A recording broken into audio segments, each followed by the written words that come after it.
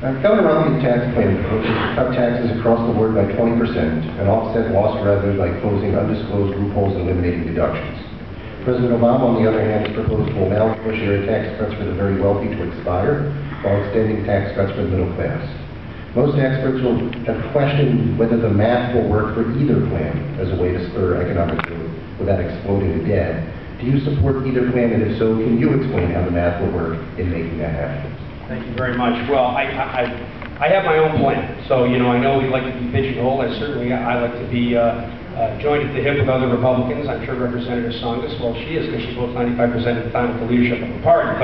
But in all seriousness, look, I think we need to extend the tax cuts on individuals to everyone. Again, only in Washington, D.C. can you keep tax rates where they are, and that's considered a tax cut.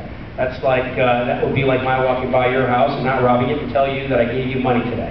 So we need to extend these tax cuts for everyone. And the reason we need to do this is you don't raise taxes when we have economic growth at 1.25%. Representative Tsongas says she wants to have a balanced approach towards deficit reduction. The problem with this balanced approach is it's a shell game. Balanced approach is raising revenue, which is increasing taxes up front with the hope of cutting spending later. Now, I'm all for a balanced approach, but I would like to see the spending cuts first. Representative Tsongas says that we raise taxes on the very wealthy, that somehow they're going to pay their fair share. There aren't enough wealthy people to cover this budget deficit. It will raise about $70 billion a year. $70 billion. That's about 6% of our budget deficit. In fact, the total revenue of the very rich, as Representative Tsongas calls them, and most of these people are small businesses who pay their taxes as individuals, 54% as a matter of fact, there's $1 trillion a year. That's their total income. So if we were to tax them at 100%, we still wouldn't close the budget deficit. So you know what happens when we don't have the revenue inflow? You know who they're coming for next? All of us in the middle class. Rebuttal. Well, my opponent says that he's for a balanced approach, and yet he has taken the Norquist Pledge. And the Norquist Pledge says that in no instance ever will revenue ever be part of the equation. So this, I don't know how you have a balanced approach in which you have ruled out one leg of the stool. That makes you irrelevant when you get to Washington, D.C., as we have to grapple with how to move forward with the great challenge of our debt and deficit. My opponent says that somehow or other the top 2% are not going to get any tax break. That is not the case. I support extending middle-class tax cuts for every American. Every American up to $250,000 will be the recipient of that tax break. And my opponent says that extending it for the top, or letting them expire for the top 2% will do nothing for the deficit.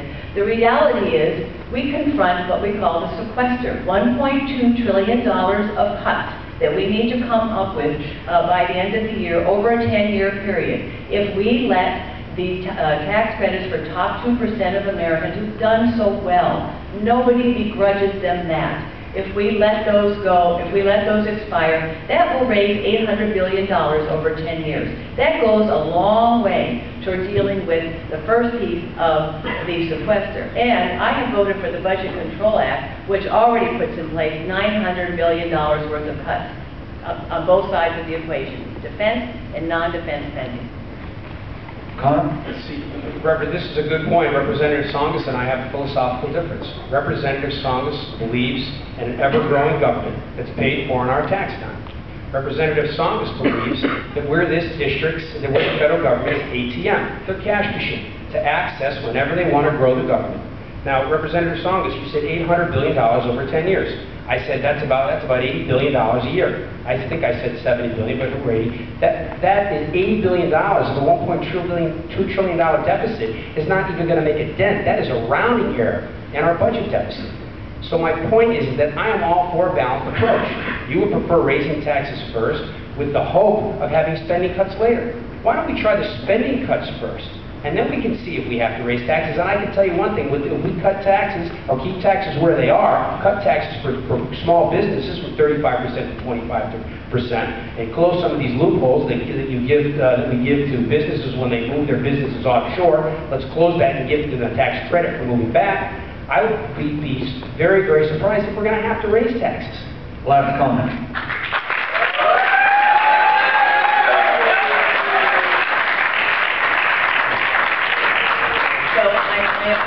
Bill continues to sort of ignore the fact that he has taken the Norquist Pledge, in which he has pledged to Mr. Norquist, not one of his constituents, but to a nameless, faceless man to most people, that he will not put revenue on the table as we confront one of the biggest challenges to our economy in many, many years. He becomes irrelevant from day one in Washington, Gotta move on. D.C. Can I just make one comment? I don't make that tax pledge to just Grover Norquist. I make that tax pledge to every hardworking man and woman in this room right now.